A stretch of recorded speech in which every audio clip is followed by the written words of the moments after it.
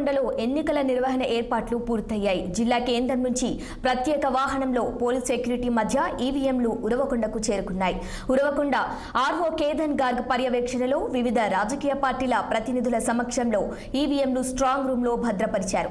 CC కెమెరాల నిఘా పర్యవేక్షణ, ప్రత్యేక పోలీస్ రక్షణ స్ట్రాంగ్ రూమ్లకు ఏర్పాటు చేశారు. స్ట్రాంగ్ రూమ్ లో ఈవీఎంను భద్రతపరిచి గదులను సీజ్ చేశారు. పార్లమెంట్ సెగ్మెంట్ కు సంబంధించిన 318 బ్యాలెట్ ఈవీఎంలు మాత్రమే వచ్చాయి. పోలింగ్ కు ముందు రోజు మాత్రమే ఈవీఎంలు, వీవీప్యాట్లను ఆయా పోలింగ్ స్టేషన్లకు తరలిస్తామని అధికారులు చెప్పారు.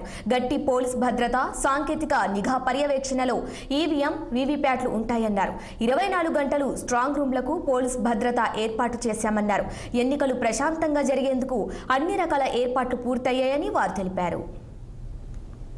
ఉరవకొండ కాన్స్టిట్యూన్సీ సంబంధించి ఈవీఎంస్ దాంట్లో ఎస్పెషల్లీ పార్లమెంటరీ సెగ్మెంట్ సంబంధించి 149 ఉరవకొండ 19 పార్లమెంటరీ సెగ్మెంట్ సంబంధించి ఈవీఎం సంబంధించి ballot unit plus control unit తీసుకురావడం జరిగింది.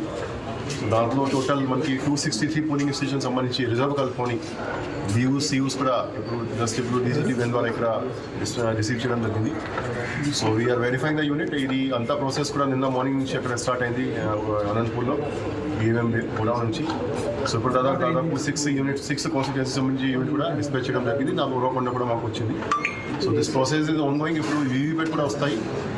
వీవీప్యాట్ వచ్చిన తర్వాత నెక్స్ట్ రోజు అసెంబ్లీ కాన్స్టిట్యూన్సీ సంబంధించి కూడా వీవీప్యాట్ కూడా